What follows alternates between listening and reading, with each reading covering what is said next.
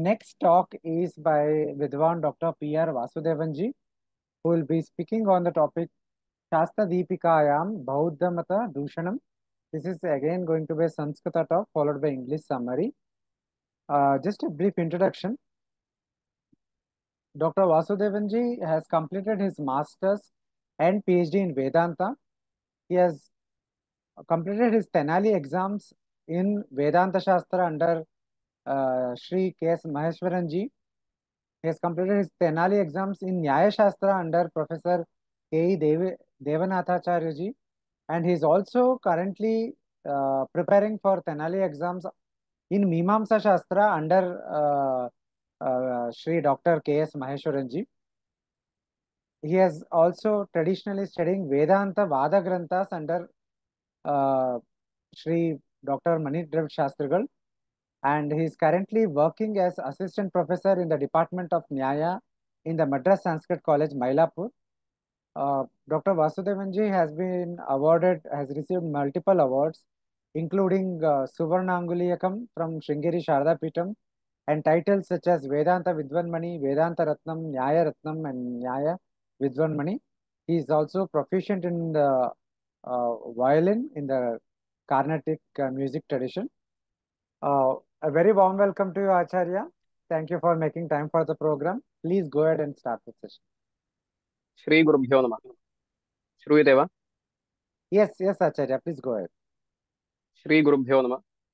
Shruti Smriti Purananam Alayam Karunalayam Namami Bhagavatpadam Shankaram Lokashankaram Shankaram Shankaracharyam Keshavam Badarayanam Sutra Bhashya Krito Vande Bhagavantau Punah Punah Ishvaro Gururatmeti Murti Bheda Vibhagine Vyomavat Vyapta Dehaya Dakshina Murte Namah. Asmin Sudene Indika Moksha Pakshatah एतादृशः कार्यक्रमः आयोज्यते तस्मिंश्च कार्यक्रमे भागं ग्रहीतुम् अवसरो लब्धः इति आत्मानं धन्यं मन्ये। अस्य कार्यक्रमस्य प्रायोजकाः अस्माकं सुहृद्वराः नितिन् श्रीधर महोदयाः एवं मुख्याः विवर्तनदक्षाः नागराज पाटूरी महोदयाः एवं अन्ये च अस्य कार्यक्रमस्य पृष्ठतः स्थित्वा उपकारं कुर्वन्तः विराजन्ते। तेभ्यः सर्वेभ्योऽपि धन्यवादान् वितीर्य हृदयेन नामानि गृहीत्वा धन्यवादान् वितीर्य विषये प्रविशामः। शास्त्रदीपिकोक्तम् उक्तानि बौद्धमतदूषणानि इति निर्दिष्टो विषयः। यद्यपि बहूनि दूषणानि उक्तानि, शास्त्रदीपिका च महान् ग्रन्थः जैमिनीये। आमूलाग्रं शास्त्रदीपिकायाः परिशीलनं क्लिष्टं कार्यं। तथापि आदिमभागेषु उक्तानि कानिचित् दूषणानि सङ्कलितानि सन्ति, किन्तु तत्रापि प्रायः एकमेव दूषणं बौद्धमतदूषणं कर्तुं वा समयः स्यादिति विभावयामि। अतः विद्यमानेषु दूषणेषु यत्किञ्चिदेकं दूषणम् अत्र विमृशामः। शास्त्रदीपिकायाम् आदिमेषु भागेषु पार्थसारथिमिश्रविरचितायां शास्त्रदीपिकायाम् आदिमेषु भागेषु बौद्धमतदूषणे कश्चित् भेदः, कश्चित् किञ्चित् वैलक्षण्यं दृश्यते। यत् मीमांसकपक्षतः बौद्धः साक्षात् एवमेव खण्ड्यते इति न, क्वचित् योगाचार इत्यादि बौद्धचातुर्विध्यं वर्तते। तत्र च योगाचारमतम् उपस्थाप्य योगाचारमतस्य अनुवादं विधाय तस्य मतस्य खण्डनार्थम् अपरो बौद्धः आनीयते, सौत्रान्तिकादिबौद्धः आनीयते। तर्हि सौत्रान्तिकबौद्धं पुरतः संस्थाप्य योगाचारमतं खण्डयित्वा पुनः सौत्रान्तिकस्य खण्डनार्थं मीमांसकः यदा आगच्छति, मीमांसकस्य यदा सौत्रान्तिकमतस्य खण्डनं करोति, तर्हि पुनः योगाचारमतस्य पृथक् खण्डनापेक्षा नास्ति इति यथा पूर्वोक्ता रीतिः, तथा महेश्वरमहोदयेन उक्ता रीतिः, सा रीतिः अत्रापि वर्तते, प्राचीनेषु बहुषु ग्रन्थेषु वर्तमाना अस्ति। किन्तु इदानीं शास्त्रदीपिकायाम् उक्तेषु दूषणेषु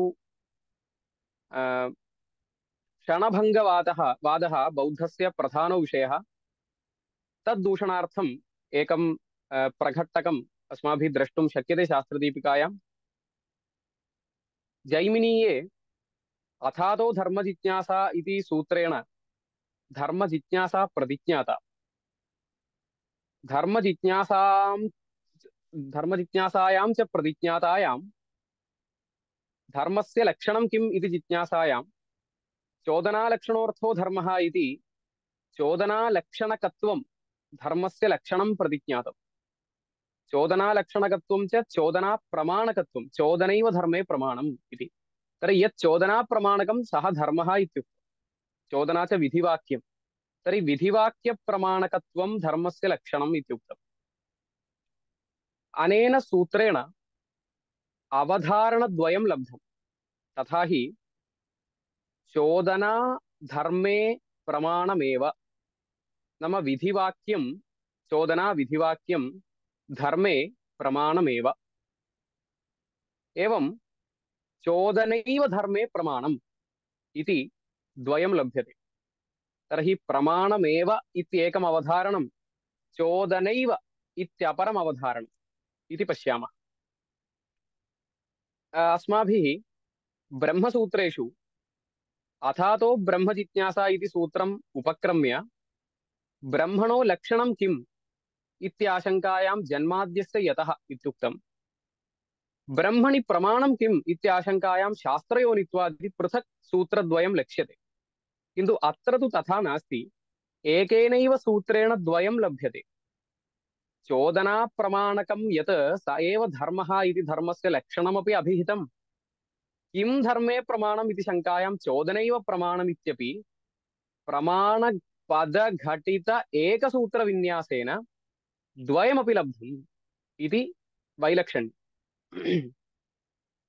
अग्रे यदा पश्यामः, जैमिनीयं यदा पश्यामः, तदानीं चोदना धर्मे प्रमाणमेव इति एकम् अवधारणं, चोदनैव प्रमाणमिति अपरम् अवधारणम् इत्येतत् अवधारणद्वयसमर्थनायैव प्रथमपादीयानि अन्यानि सर्वाण्यपि अधिकरणानि इत्यवगच्छामः। तथा हि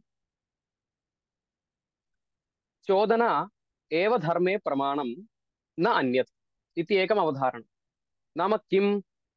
विधिवाक्यं धर्मे प्रमाणमेव, विधिवाक्यमेव धर्मे प्रमाणं, न तु प्रत्यक्षादि इति वक्तव्यम्। तदर्थं प्रत्यक्षसूत्रम् आगतम्। सत्संप्रयोगे पुरुषस्य इन्द्रियाणां बुद्धिजन्म तत् प्रत्यक्षम् अनिमित्तम् अप्रमाणम्, धर्मे प्रत्यक्षं न प्रमाणम्। कुतः? विद्यमानोपलम्भनत्वात् इत्युक्तम्। प्रत्यक्षं विद्यमानमेव विषयं गृह्णाति, न तु कालान्तरीणं, भूतकालीनं वा भविष्यत्कालीनं वा विषयं न गृह्णाति। विद्यमानम् इदानीं वर्तमानमेव विषयं गृह्णाति प्रत्यक्षं।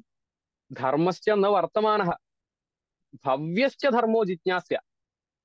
यस्मात् भाविकालीनः भव्यः धर्मः जिज्ञास्यः, यस्मात् धर्मः भव्यः तस्मादेव सः धर्मः प्रत्यक्षस्य विषयो न।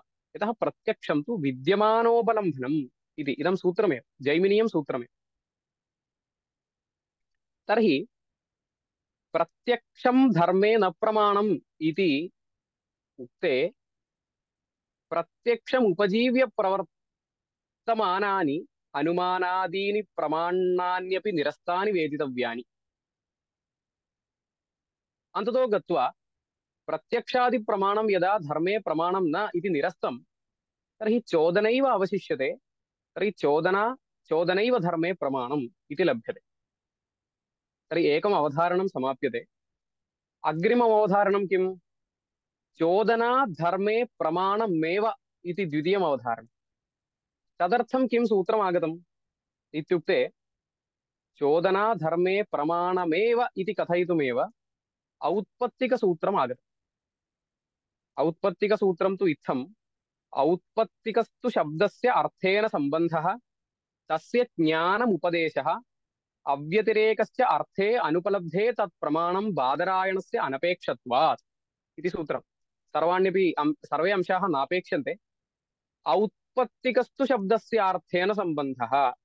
शब्दस्य अर्थेन सह यः सम्बन्धः नाम पदपदार्थयोः यः सम्बन्धः सः औत्पत्तिकः।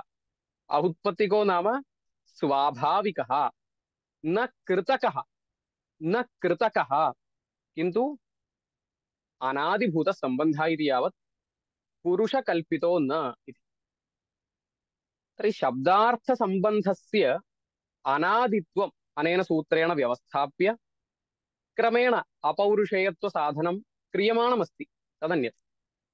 किन्तु इदानीं पश्यामः, विषयं प्रविशामः। शब्दार्थयोः यः सम्बन्धः सः यदि अनित्यः स्यात्, नाम सर्गोत्तरं केनचित् पुरुषेण यदि कृतं स्यात्, तर्हि किम् आगतं? वेदः पुरुषबुद्धिमुपजीव्य बोधं जनयति इत्यागतम्। यदि च वेदः पुरुषबुद्धिमुपजीव्य बोधं जनयेत्, तर्हि तस्य अप्रामाण्याशङ्काः भविष्यन्ति। एतादृश पुरुषदोषकलङ्कितत्व प्रयुक्त अप्रामाण्यशङ्कावारणाय, वेदस्य अप्रामाण्यशङ्कावारणाय नायं सम्बन्धः पदपदार्थयोः पुरुषकृतः किन्तु स्वाभाविकः इत्युक्तम्। अनादिभूतसम्बन्धः इदं च एष्टव्यम्। यदि पदपदार्थयोः सम्बन्धः नित्यः स्यात्, स च सम्बन्धः कदा नित्यः स्यात्? पदस्य अर्थस्य च नित्यत्वे सत्येव स्यात् किल। पदं न नित्यम्, अनित्यमेव, किन्तु पदपदार्थयोः सम्बन्धः नित्यः इति कथनं तु साहसम्। तर्हि यथा पदपदार्थयोः सम्बन्धः नित्यः, तथैव पदमपि नित्यं, शब्दोऽपि नित्यः, अर्थोऽपि नित्यः इत्येष्टव्यम्। शब्दोऽपि नित्यः, अर्थः, अर्थः नाम शक्यः। शक्यः कः इत्युक्ते जातिशक्तिवादिनां मीमांसकानां मते आकृतिः शक्या। आकृतिः नाम जातिः। घटपदस्य घटत्वं शक्यं, घटत्वं च नित्यं। यद्यपि घटः अनित्यः, तथापि घटत्वं नित्यम्। तथा च किम् आगतम् इदानीम् इत्युक्ते, पदपदार्थयोः सम्बन्धस्य नित्यत्वं सूत्रकारेण उक्तं, तच्च पदस्य पदपदार्थयोः सम्बन्धस्य अर्थस्य च नित्यत्वं स्वीक्रियते चेदेव सम्भवति इति कृत्वा पदस्यापि नित्यत्वम्, अर्थस्यापि नित्यत्वम्, पदपदार्थयोः सम्बन्धस्यापि नित्यत्वम्। अत्र बौद्धः प्रविशति सर्वभावानां क्षणिकत्वात् कथं शब्दस्य नित्यता इति। भावः इत्युक्ते पदार्थः इत्यर्थः। अत्र बौद्धमते भावपदं बहुत्र प्रयुज्यते। पदार्थः, क्षणिकः पदार्थः इत्यभिप्राये प्रयुज्यते। तर्हि भवता उक्तं मीमांसकेन शब्दो नित्यः, अर्थो नित्यः, शब्दार्थयोः सम्बन्धोऽपि नित्यः इत्युक्तम्। इदं कथं सङ्गच्छते? सर्वभावानां क्षणिकत्वात् कथं शब्दस्य नित्यता इति महान् कश्चित् पूर्वपक्षः बौद्धेन उपस्थाप्यते। तत्र पृच्छामः, सर्वक्षणिकत्वे किं प्रमाणम् इति पृच्छामः। सर्वेषां पदार्थानां क्षणिकत्वे किं प्रमाणम्? सर्वेपि पदार्थाः स्थिरत्वेन दृश्यन्ते। यद्यपि आकल्पान्तस्थायि इति नोच्यते, तथापि सर्वेपि पदार्थाः क्षणिकाः इति वक्तुं न शक्यते खलु इति। सर्वक्षणिकत्वे किं प्रमाणम् इति अस्मत्पक्षतः पृच्छा। प्रत्यक्षं प्रमाणम् इति वक्तुं न शक्यते। प्रत्यक्षं न क्षणिकत्वे प्रमाणम्। कुतः? प्रत्यक्षं पूर्वोक्तरीत्या वर्तमानकालसत्तां बोधयति। अयं पदार्थः यदा प्रत्यक्षेण गृह्यते, सः इदानीम् अस्ति इति बोधयति। कालान्तरे तत् नास्ति, अग्रिमक्षणे नास्ति इति प्रत्यक्षस्य न विषयः। तर्हि प्रत्यक्षं वर्तमानकालसत्तां बोधयति, न तु कालान्तरे तस्य पदार्थस्य निषेधं न करोति। प्रत्यक्षं प्रत्यक्षं न करोति निषेधम्। निषेधस्तु अभावः खलु। तर्हि सः योग्यानुपलब्धेर्विषयः स्यात्। अनुपलब्धिः इति अभावग्राहकं प्रमाणं, तस्य विषयः स्यात् निषेधः इति शङ्कायां योग्यानुपलब्धेरपि विषयः इति वक्तुं न शक्यते। यथा अयं घटः कालान्तरे नास्ति इति योग्यानुपलब्ध्या विषयीकर्तुं न शक्यते। कुतः इत्युक्ते, यदि कालान्तरं दृश्यं स्यात्, तर्हि कालान्तरं दृश्यं स्वीकृत्य तस्मिन् कालान्तरे अयं घटो नास्ति इति योग्यानुपलब्ध्या गृह्येत। न तु एतदस्ति, कालान्तरम् अस्माकं दृश्यं नास्ति। तर्हि कालान्तरमेव यदा दृश्यं नास्ति तदानीं कालान्तरे अयं घटो नास्ति न भविष्यति इति योग्यानुपलब्ध्या कथं विषयीकर्तुं शक्येत? अतः सर्वक्षणिकत्वे, सर्वेषां पदार्थानां क्षणिकत्वे न किञ्चित् प्रमाणं पश्यामः इति मीमांसकपक्षतः बौद्धः पृच्छ्यते। बौद्धः किं वदति? सर्वोऽपि पदार्थः क्षणिकः, कुतः किं प्रमाणम् इति पृष्टे अनुमानमेव शरणीकरणीयं, प्रमाणं शरणीकरणीयम्। सर्वे भावाः क्षणिकाः सत्त्वात् व्यतिरेकेण शशशृङ्गवत् इत्यनुमानं करोति बौद्धः। सर्वे भावाः, सर्वोऽपि पदार्थः नाम सन्तः सर्वेऽपि पदार्थाः पक्षाः, पक्षकुक्षिप्रविष्टाः, तेषां सर्वेषामपि पदार्थानां सतां क्षणिकत्वं साध्यते। केन हेतुना? सत्त्वेनैव हेतुना। सत्त्वं हेतुः, यस्मात् तत् सत् तस्मात् तत् क्षणिकम् इति तस्य व्याप्तिः। यत् सत् तत् क्षणिकम् इति व्याप्तिः। सत्त्वं च किम्? सत्त्वं नाम किम्? सत्त्वं नाम अर्थक्रियाकारित्वम्। अर्थक्रियाकारित्वं नाम किञ्चित् निरूपितकारणत्वं। नाम किञ्चित् प्रति यदि तत् कारणं भवति, नाम यदि किञ्चित् जनयति, कश्चन पदार्थः यदि किञ्चित् जनयति तर्हि सः कारणीभूतः पदार्थः अर्थक्रियाकारी इति उच्यते। किमपि जनयति, ज्ञानं वा कमपि किञ्चित् पदार्थान्तरं वा यदि जनयति तर्हि सः अर्थक्रियाकारी इति व्यपदिश्यते। तर्हि यत् सत् तत् क्षणिकम् इति व्याप्त्या सत्त्वं च अर्थक्रियाकारित्वं सत् सत् हेतूकृत्य अथवा सत्त्वं हेतूकृत्य क्षणिकत्वं सर्वेषामपि पदार्थानां साधयति बौद्धः। व्यतिरेकदृष्टान्त एव अस्ति, यतः यत्र यत्र क्षणिकत्वं साधनीयमस्ति तत्सर्वं पक्षे प्रविष्टमस्ति, अन्यः कोऽपि दृष्टान्तो न लभ्यते। अतः शशशृङ्गं तुच्छपदार्थः, असन् पदार्थः दृष्टान्तः, व्यतिरेकव्याप्तिः। इदं प्रसिद्धं स्थलम्। अस्तु, अत्र मीमांसकेन अप्रयोजकशङ्का क्रियते। यथा पर्वतो वह्निमान् धूमात् महानसवत् इति पृष्टे इति अनुमानप्रयोगे कृते धूमः अस्तु, वह्निः किमर्थं, वह्निः मास्तु इति अप्रयोजकशङ्कायां कृतायां तद् वारणीयम्। अप्रयोजकशङ्का यदि तिष्ठति तर्हि अनुमानं न प्रवर्तते। अप्रयोजकशङ्का वारणार्थम् अनुकूलतर्कः प्रदर्शनीयः। यदि वह्निर्न स्यात् तर्हि धूमोऽपि न स्यात्। कुतः? धूमः वह्निजन्यः। यदि वह्निः नास्ति धूमस्तु उत्पद्यते इति कथं सङ्गच्छते इति इत्येवं अनुकूलतर्केण सा अप्रयोजकशङ्का वारणीया इति प्रसिद्धम्। तद्वदत्रापि यत् सत् तत् क्षणिकम् इति व्याप्तिः, तत्र सत्त्वं हेतूकृत्य क्षणिकत्वे साध्यमाने अप्रयोजकशङ्कायां कृतायां सत्त्वमस्तु, किमर्थं क्षणिकत्वं स्वीकर्तव्यम्, अर्थक्रियाकारित्वमस्तु, क्षणिकत्वं किमर्थं भवद्भिः स्वीकर्तव्यम् इति बौद्धं प्रति मीमांसकेन पृष्टे मीमांसकः यदा पृच्छति तदानीं सः अनुकूलतर्कं प्रदर्शयति अप्रयोजकशङ्कावारणार्थं। तदेव सम्यक्। सः वदति, किं वक्तव्यं तेन? सत्त्वमस्तु क्षणिकत्वं मास्तु इति पृष्टे तेन किं वक्तव्यं? यदि क्षणिकत्वं न स्यात् तर्हि सत्त्वं न स्यात् इति वक्तव्यम्। यदि पदार्थः क्षणिको न स्यात् नाम स्थिरः स्यात् तर्हि तत्र तस्मिन् स्थिरे पदार्थे अर्थक्रियाकारित्वं न स्यात्, नाम कारणत्वं न स्यात्। अर्थात् यदि कश्चित् पदार्थः स्थिरः तिष्ठेत् तर्हि किमपि कार्यं न जनयेत् सः इति सः वदति बौद्धः। पश्यामः कथम् इति।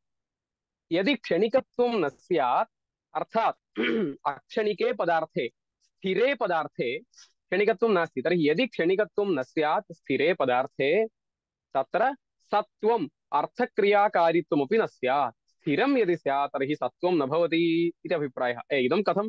स्थिरः पदार्थस्येदेव खलु कार्यजनकं स्यात्। कथं? स्थिरश्चेत् कार्यजनको न स्यात् इति कथम् आपाद्यते इति प्रश्नः।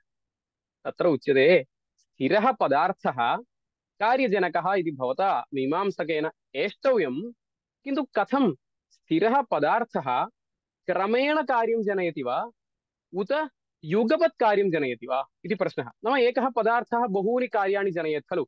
इदानीं कपालः घटं जनयति, कपाले रूपं जनयति, कपालविषयकं ज्ञानं जनयति।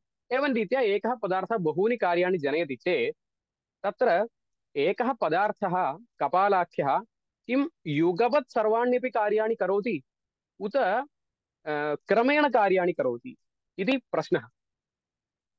युगपत् यदि कार्यं करोति, युगपद् यदि कार्यं करोति नाम कपालः प्रथमक्षणे स्थित्वा द्वितीयक्षणे सर्वाण्यपि अपेक्षितानि सर्वाण्यपि कार्याणि यदि करोति, तर्हि द्वितीयक्षणे यद्यत् कर्तव्यमस्ति तत् सर्वं द्वितीयक्षणे कृत्वा तेन समापितमस्ति। तर्हि तृतीये क्षणे सः किमपि कार्यं न जनयति। यदि किमपि कार्यं न जनयति अग्रिमे क्षणे, तृतीये द्वितीये इति न, अग्रिमे क्षणे यदि कार्यं किमपि न जनयति तर्हि तद् अर्थक्रियाकारी न स्यात्। तर्हि यदि अर्थक्रियाकारी न स्यात् तर्हि तत् सत् न स्यात्। यदि तत् सत् न स्यात् तर्हि तत् क्षणिकं न स्यात् इति।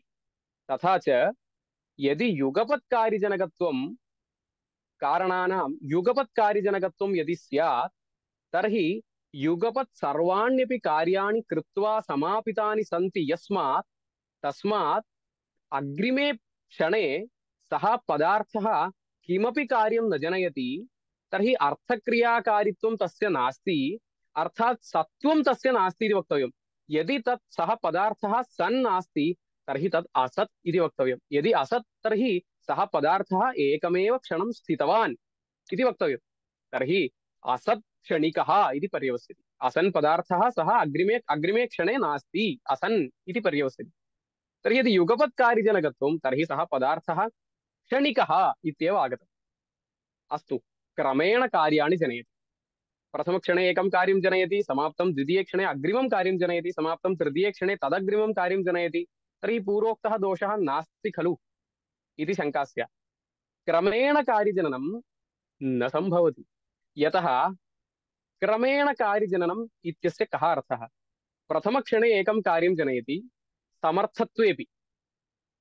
यदि एकस्य कार्यस्य जननार्थं समर्थः नाम कार्यत्रयं, यदि एकस्मात् पदार्थात् कार्यत्रयं यदि जायते तर्हि कार्यत्रयस्यापि जननार्थं सः प्रथमक्षणे एव समर्थः खलु। किं प्रथमक्षणे समर्थः, द्वितीयक्षणे न समर्थः, द्वितीयक्षणे न समर्थः, प्रथमक्षणे समर्थः इति कथं? यदि समर्थः तर्हि सर्वदा समर्थः इति वक्तव्यं खलु। एकः पदार्थः एकं कार्यं जनयितुम् इदानीं तस्य सामर्थ्यमस्ति, अनन्तरं सामर्थ्यं नास्ति इति कथं? यदि सामर्थ्यमस्ति तर्हि सर्वदा सः समर्थः। समर्थस्य क्षेपायोगात्, समर्थस्य क्षेपायोगात् इति वदन्ति। तर्हि यदि सामर्थ्यमस्ति, किं कार्यत्रयजननार्थं वा कार्यचतुष्टयजननार्थं वा यदि सामर्थ्यमस्ति तर्हि कुतः तत् प्रथमक्षणे एव न जनितवान्? सर्वेषु क्रमेणैव कार्यं जनयति इति का प्रत्याशा स्यात्? सामर्थ्यस्य क्षेपायोगात् इति प्रश्नः। तत्र अस्माभिः प्रष्टव्यं, तथा न सहकारिकारणम् अपेक्षितं खलु। तर्हि सहकारिविलम्बाविलम्बाभ्यामेव तस्य क्रमेण कार्यजनकत्वं। प्रथमक्षणे सः यत् यत् कार्यं तेन जननीयमस्ति तदर्थं यत् सहकारिकारणं तद् लब्धमस्ति इति कृत्वा सः कार्यं जनितवान्। द्वितीये क्षणे यत् कार्यं जननीयमस्ति तेन तदर्थं यत् सहकारिकारणं तस्य पूर्वं न लब्धमस्ति, तत् सहकारिकारणं तेन पूर्वं न लब्धमस्ति, अतः न जनितम्। अग्रे यदा सहकारिकारणं लप्स्यते तदा जनयिष्यति इति कल्पयामः इति शङ्का। अस्माकं पक्षतः, मीमांसकपक्षतः शङ्का। तत्रेदं वक्तव्यं, तथा न सहकारिकारणविलम्बाविलम्बाभ्यां क्रमेण कार्यजननम् इति न शक्यते इति बौद्धः वदति। कथं? सहकारिकारणं किं करोति? सहकारिकारणं बीजस्य अंकुरः जननीयः वर्तते। बीजेन अंकुरस्य जननं कर्तव्यमस्ति। सहकारिकारणम् अपेक्षते। किं सहकारिकारणं? क्षितिजलसंयोगः। नाम पृथिव्यां बीजस्य आवापः कर्तव्यः। नाम तत्र पृथिव्यां यदा क्षितिसंयोगः यदा भवति तदानीमेव खलु बीजात् अंकुरं, अङ्कुरस्य उत्पत्तिर्भवति, न तु कस्मिंश्चित् पात्रे बीजस्य स्थापनं कृतमित्येतावता अङ्कुरस्य उत्पत्तिः न भवितुमर्हति। तर्हि बीजस्य यदि बीजात् अङ्कुरस्य उत्पत्तिरपेक्षते तर्हि तत्र सहकारिकारणम् अपेक्षते। क्षितिजलसंयोगः तत् सहकारिकारणं नास्ति, अत एव नागतम् इति कथनं न युज्यते। यतः क्षितिजलसंयोगः बीजस्य किं करोति? क्षितिजलसंयोगरूपसहकारिकारणं बीजे किञ्चित् अतिशयं जनयति इति वक्तव्यम्। यदि बीजे किञ्चित् अतिशयं जनयति तर्हि क्षितिजलसंयोगः बीजे अतिशयं जनयति, स च अतिशयः अङ्कुरं जनयति इति वक्तव्यम्। यतः बीजं तु पूर्वम् आसीत्, अतिशयस्तु पूर्वं नासीत्, तदानीम् अङ्कुरः न जनितः बीजेन। यदा च अतिशयः आगतः तदानीम् अङ्कुरो जनितः। तर्हि कार्यनियतपूर्ववृत्तिकारणं, कार्यनियतपूर्ववृत्तिः यः अतिशयः स एव अङ्कुरं प्रति कारणम् इति वक्तव्यं, न तु बीजम्। अतः यदि एवम् आलोच्यते तर्हि बीजस्य अङ्कुरजनकत्वमेव व्याहतं स्यात्। तथा च अतिशयस्यैव कार्यजनकत्वं स्यात्, बीजस्य न कार्यजनकत्वं स्यात् इत्यापादनं सम्भवेत्। अतः सहकारिविलम्बाविलम्बाभ्यां क्रमेण कार्यजननम् इति न युज्यते। अतः किं कर्तव्यम् इत्युक्ते, स्थिरः यदि पदार्थः कश्चित् तर्हि सः न तद् न कारणमेव, किन्तु यदि कारणम् अर्थक्रियाकारी तत् क्षणिकमेव इति। अत एव उक्तं तैः यत् सत् तत् क्षणिकम् इति। तथा च अर्थक्रियाकारित्वं सत्वं यत्र यत्र तत्र तत्र क्षणिकत्वं। यदि स्थिरः पदार्थः तर्हि तत् कारणमेव न इति वक्तव्यम् इत्येतत् पर्यालोचनया यत् सत् तत् क्षणिकम् इति व्याप्तिमुपजीव्य सत्वरूपहेतुना क्षणिकत्वं सर्वेषु भावेषु स्थापयितुं शक्यते, साधयितुं शक्यते। तथा च कथं शब्दार्थसम्बन्धस्य नित्यत्वं, कथं शब्दस्य नित्यत्वं, कथम् अर्थस्य नित्यत्वम् इति औत्पत्तिकसूत्रार्थो व्याहतः इति बौद्धो मन्यते। तत्र इदं पश्यामः, सिद्धान्तभागे आगच्छामः, नाम अस्माकं मीमांसकस्य सिद्धान्तं किमिति पश्यामः। अर्थक्रियाकारित्वमेव सत्वम् इति तेन आरब्धम्। अर्थक्रियाकारित्वमेव सत्वमित्यारब्धम्, तत्रैव कुठारं कुर्मः। अर्थक्रियाकारित्वं न सत्वम्, ततः अर्थक्रियाकारित्वम् इति वक्तव्यं, न तु सत्वमेव अर्थक्रियाकारित्वम् इति। यतः कश्चन पदार्थः पूर्वम् एकं क्षणं तिष्ठेत् नाम ततः परमेव तस्य कार्यजननं। तथा च सतः पदार्थस्य अर्थक्रियाकारित्वम् इति युज्यते। अर्थक्रियाकारित्वे प्रयोजकं सत्वम् इति युज्यते, न तु सत्वमेव अर्थक्रियाकारित्वम् इति। तथा हि प्रयोज्यप्रयोजकयोः न ऐक्यं। सत्वमन्यत् अर्थक्रियाकारित्वमन्यत्, तस्य बुद्धौ तदेव अस्ति, सत्वम् अर्थक्रियाकारित्वं। तर्हि सत्वमेव यदि अर्थक्रियाकारित्वं तत् क्षणिकस्यैव, क्रमेण वा युगपद् वा कार्यं जनयितुं न शक्नोति इत्येव तस्य क्रमेण परिपाटी आसीत्। किन्तु इदं न युज्यते, प्रयोज्यप्रयोजकयोः ऐक्यं न युज्यते। सत्वमन्यत् अर्थक्रियाकारित्वमन्यत्, अर्थक्रियाकारित्वं विनापि एकक्षणपर्यन्तं सन् कश्चित् पदार्थः तिष्ठति यदि, तर्हि तस्य सत्वम् अवश्यम् एष्टव्यम्, अर्थक्रियाकारित्वं विनापि एष्टव्यम्। अर्थक्रियाकारित्वं तु अग्रे सतः पदार्थस्य आयाति इति। अर्थक्रियाकारितैव सत्ता इति यत् प्रथमम् उक्तं तदेव न युक्तम् इति पश्यामः। अनन्तरं यदुक्तं सहकारिविलम्बाविलम्बाभ्यां नाम युगपत् कार्यं जनयति वा उत क्रमेण कार्यं जनयति वा इति पृष्टमासीत्। तत्र युगपत् कार्यजनकत्वं यदि स्यात् तर्हि किमुक्तमासीत्, अग्रिमे क्षणे असन् स्यात् सः अर्थक्रियाकारित्वम् इत्यादिकम् उक्तमासीत्। तद् अतः क्रमेण कार्यजनकत्वम् एष्टव्यम् इत्युक्तं, क्रमेण कार्यजनकत्वं तु न सम्भवति इत्युक्तं, सहकारिविलम्बाविलम्बाभ्याम् इत्युक्तं, तदपि न युक्तम् इति तेन उक्तं। तत्रैव खण्डनं कुर्मः। सहकारिविलम्बाविलम्बाभ्यां क्रमेण कार्यजननम् इति तु लोके दृश्यते। सहकारी यदि अस्ति तर्हि कार्यं जन्यते, सहकारी यदि नास्ति तर्हि केवलं कपालः तिष्ठति, तत्र कुलालादयः न सन्ति, तर्हि घटः नोत्पद्यते इति। सहकारिविलम्बाविलम्बाभ्यां कार्यजननम् इत्ययम् अंशस्तु लोके दृश्यमानः अपलपितुं न शक्यते, प्रथमा युक्तिः। द्वितीयं च यदुक्तमासीत्, सहकारिकारणं यत् क्षितिजलसंयोगः, सः बीजे किं करोति इति पृष्टमासीत्। बीजे यदि क्षितिजलसंयोगः अतिशयं जनयति तर्हि अतिशयस्यैव अङ्कुरजनकत्वं न तु बीजस्य इत्युक्तमासीत्। तत्रैव कुठारः। कथम् इत्युक्ते यद्यपि अतिशय एव कार्यनियतपूर्ववृत्ति न तु बीजस्य अतिशयरहितस्य बीजस्य पूर्वं सत्त्वेपि कार्यजनकत्वं नास्ति इति उक्तमासीत्। तत् सत्यमेव, मया न वार्यते। किन्तु भवन्तः पश्यन्तु, क्षितिजलसंयोगे सति बीजे एकः अतिशयः जायते इति भवता एष्टव्यं खलु। किन्तु अतिशयः बीजे स्थित्वा खलु कार्यं करोति। अतिशयः कारणमित्यस्तु, किन्तु अतिशयोऽपि बीजे स्थितिं लब्ध्वा खलु कार्यम् अङ्कुरादिकं जनयति। न तु एवमेव अतिशयः स्वतन्त्रः सन् अङ्कुरं जनयति इति वक्तुं शक्यते वा? नास्ति खलु। अतः किं कल्पनीयं? क्षितिजलसंयोगरूपसहकारिकारणे सति बीजे कश्चन अतिशयो जायते, स च अतिशयः कुसूलस्थे बीजे नास्ति, अत्र क्षितिजलसंयुक्ते बीजे एव अस्ति। स च अतिशयः बीजे तिष्ठन् कार्यं जनयति इति वक्तव्यं। तथा च बीजविशिष्ट अतिशयस्य कारणत्वं वा भवता एष्टव्यं। यदि वा अतिशयविशिष्टबीजस्य वा कारणत्वम् एष्टव्यं, तत्र यदि मतिर्नास्ति, वैमत्यमस्ति, तथापि केवलस्य अतिशयस्य कार्यजनकत्वं नास्ति, किन्तु बीजविशिष्ट अतिशयस्य कार्यजनकत्वम् इति वक्तव्यं। तर्हि बीजविशिष्ट अतिशयस्य कार्यजनकत्वं यदि, तर्हि बीजस्यापि विशेषणभूतस्य कार्यजनकत्वं तु भवता कथं परित्यक्तुं शक्यते? अतः अन्ततो गत्वा क्रमेण कार्यजनकत्वम् इति पक्षोऽपि सङ्गच्छत एव।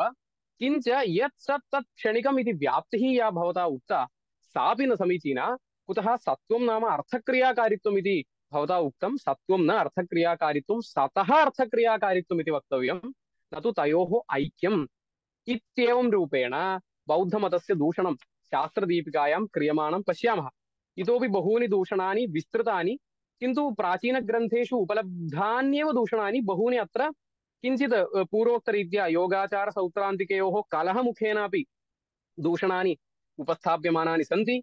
अतः तानि दूषणानि तु सर्वाण्यपि परामर्ष्टुं प्रकृते समयोऽपि नास्ति, कालोऽपि नास्ति। येन केनचित् प्रकारेण किञ्चित् शास्त्रदीपिकायाः अवलोकनं कर्तुम् अवसरो लब्धः इत्येतत् आत्मानं धन्यं मन्ये। अस्य सर्वस्यापि कार्यक्रमस्य प्रायोजकाः सुहृद्वरेण्याः नितिन् श्रीधर महोदयाः, नागराज पाटूरी महोदयाः, तेषां विवर्तनदक्षता तु अस्माभिः तदा तदा अवलोक्यते। तेषां सर्वेषामपि कृते धन्यवादान् वितीर्य विरमामः। नमस्कारः। Thank you very much, Dr. Vasudevan ji, for a very wonderful presentation from Shastra Deepika. I request Dr. Nagaraj ji to provide an English summary. Namaste, Vasudevan ji. That was really wonderful. And in the same lines as Acharya Maheshwaran ji, even Vasudevan ji also brought how the Bauddha position is brought in only as part of a sequence of arguments.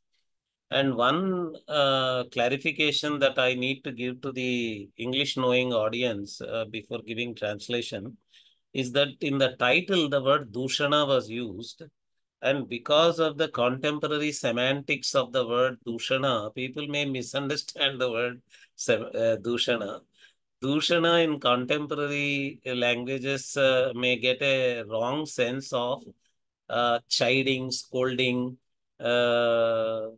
abusing and all that. No, in Shastra, Dushana does not carry such a sense of scolding, chiding or abusing.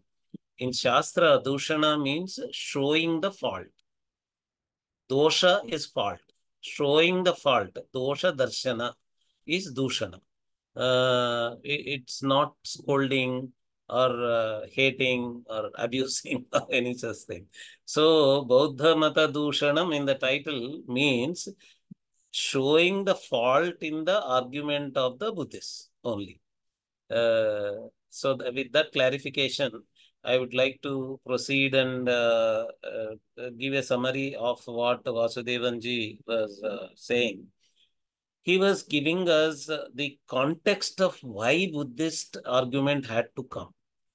And to give that context, he starts with the first Mimamsa Sutra, And then, as we all know, that it is the first Mimamsa Sutra is talking about Dharma Jignasa, and that Dharma Jignasa, as per the Mimamsaka position, is actually, it is saying that there is a driving, there is an inspiration of people to do Dharma.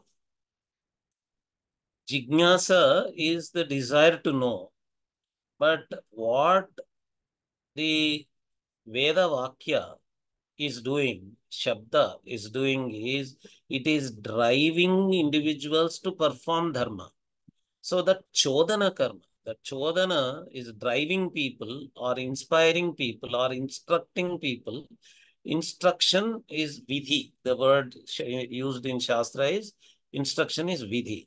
Vidhi does not mean you are being ordered to do, or there is a law, there is a stipulation. Vidhi, there is instruction, which is actually inspiration or driving. And the whole argument there comes that why it is pramana, why it is a valid source of knowledge, is because it is driving. So, pramanatva, validity of being a source of knowledge lies in being a driving force or instructing force or inspiring force. So, valid source of knowledge, the Veda being pramana, comes from that inspiring ability, driving ability, making you do things. But then, as part of that argument of why Veda is pramana, the argument of Shabda Nityatva, Shabdartha Sambandha Nityatva is brought. There is, and that comes from another sutra where it is Utpatti is talked. And Utpatti again it's a misunderstood word. Utpatti does not mean there is something generated, newly generated. Acharya ji was clarifying that it is a natural relationship. I'm happy, Acharya ji. I have been giving this meaning to many people that it is a natural relationship. It's a swabhava, it's a swabhava. But people were not able to understand when I said it is swabhava. But now, when I got confirmation from you, I'm very happy that it is swabhava. Utpatti is actually in nature. What is the nature? There is an eternal, inseparable relationship between sound and meaning, Shabda and Artha. And that the other side may bring up the argument that there is a Shabda in the beginning and there is an Artha later. And how can there be an inseparable relation between Shabda and Artha? No, the counter argument for that is even the Nityatva applies to Shabda. Then only you can establish the Pramanya of Veda. Then in the course of arguments for Shabda Nityatva, because Shabdartha Nityatva can be established only through the establishment of Shabda Nityatva, while arguing for the Shabda Nityatva, during the course of that, Bauddha position enters. Because Artha and Shabda relationship is the relationship between the entity being signified by the Shabda, which is a signifier. That relationship has to, the argument from the Buddhist side is this is not valid because everything is momentary. That momentariness applies to Shabda also.